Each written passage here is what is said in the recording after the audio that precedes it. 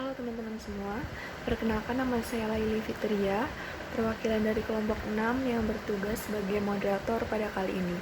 Izinkan saya memperkenalkan teman-teman saya terlebih dahulu. Ada Zafira, ada Tinta Syaira, ada Uli Alfunahari, dan ada Niken.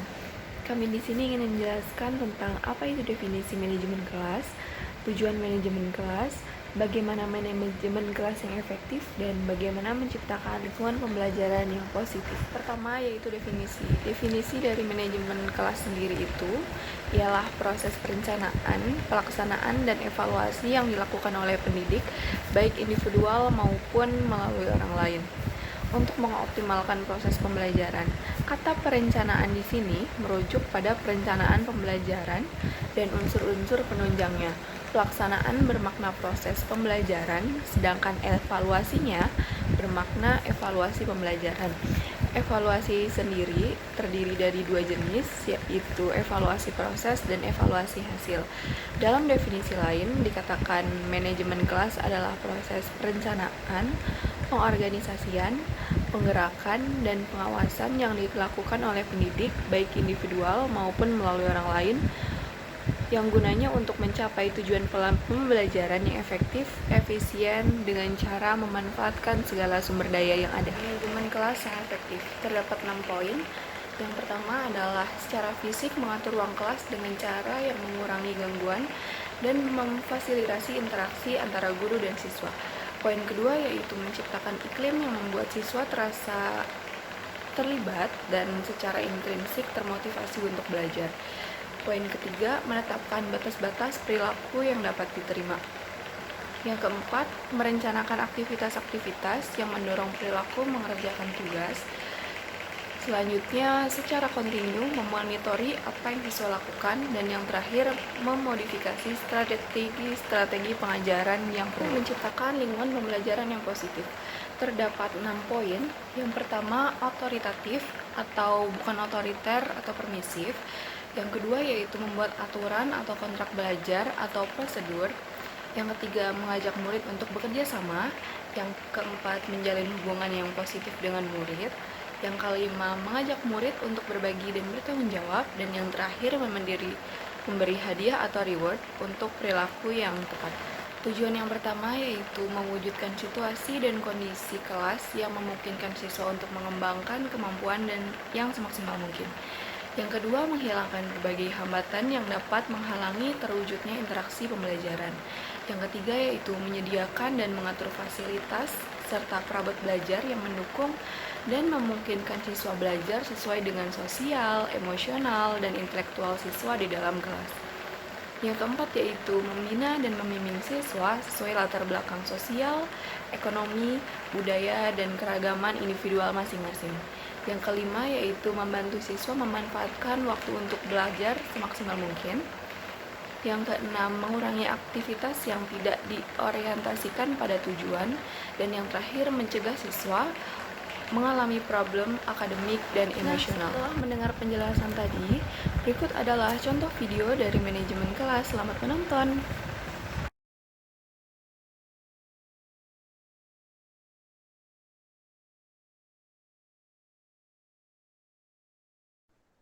Assalamualaikum warahmatullahi wabarakatuh. Waalaikumsalam warahmatullahi wabarakatuh. Selamat pagi semuanya. Gimana kabarnya hari ini? Baik ya. Jadi kalau masa pandemi ini kita harus jaga kesehatan kita ya dengan mengikuti prokes yang ada gitu. Langsung saja ya kita mulai pertemuan kali ini kita presentasi kelompok 6 ya. Jadi silakan untuk kelompok 6 dipersiapkan untuk presentasi terlebih dahulu.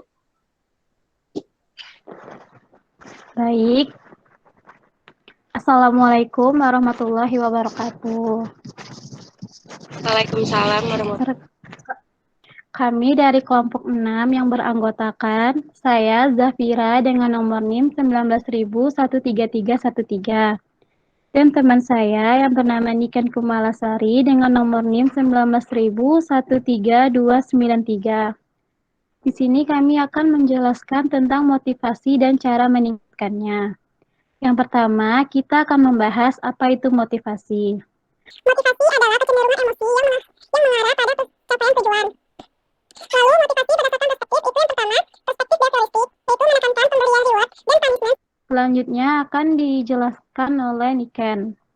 Untuk selanjutnya yaitu bentuk motivasi dalam meraih sesuatu. Yang pertama ada motivasi ekstrinsik, yaitu melakukan sesuatu untuk mendapatkan sesuatu yang lain.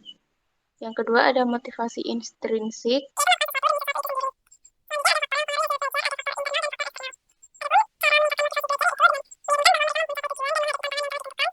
Baik, dari presentasi kami tadi, apakah ada yang ingin bertanya?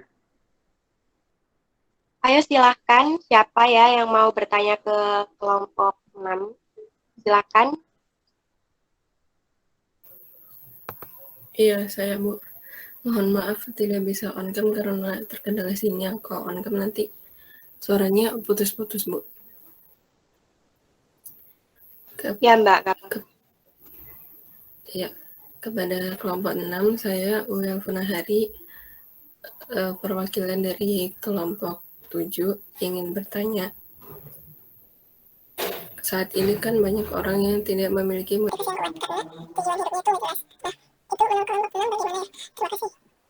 Silakan dijawab untuk kelompok 6. Pertanyaan dari Mbak Ulia. Baik, saya perwakilan dari kelompok 6 akan menjawab pertanyaan dari Mbak Ulia.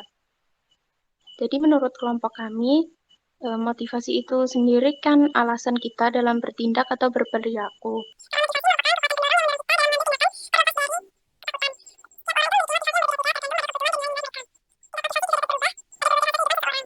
Baik, itu jawaban dari kelompok 6. Apakah sudah jelas untuk Mbak Ulia? Sudah, Mbak. Terima kasih. Ya, terima kasih untuk Mbak Niken ya, tadi yang menjawab pertanyaan dari Mbak Ulia. Silakan Mbak, dipersilakan siapa lagi yang mau bertanya. Ada yang mau tanya lagi nggak ini? Ke kelompok 6 tentang motivasi. Nggak ada ya? Ya udah kalau nggak ada, ditutup aja Mbak.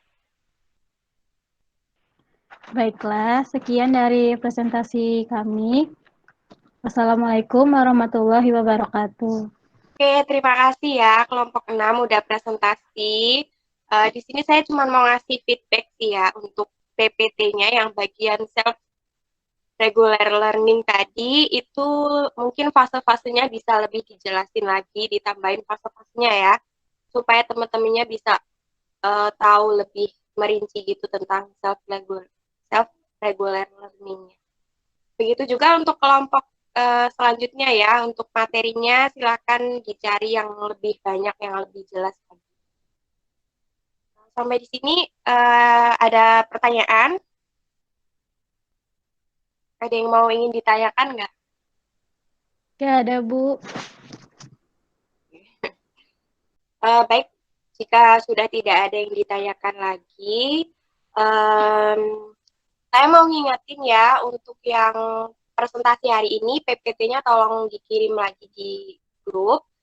Terus juga ada tugas ya, ada tugas individu yang sudah saya share di Google Classroom, silakan dicek. Deadline-nya hari Jumat, jadi masih ada waktu untuk dikerjakan ya. Dan jangan lupa presensinya akan saya kirim di WhatsApp grup aja ya. Baik, kalau sudah tidak ada yang dipertanyakan lagi, perkuliahan kita akhiri sampai di sini ya. Terima kasih yang sudah join. Ya udah, saya tutup. Wassalamualaikum warahmatullahi wabarakatuh. Waalaikumsalam Waalaikumsalam warahmatullahi wabarakatuh.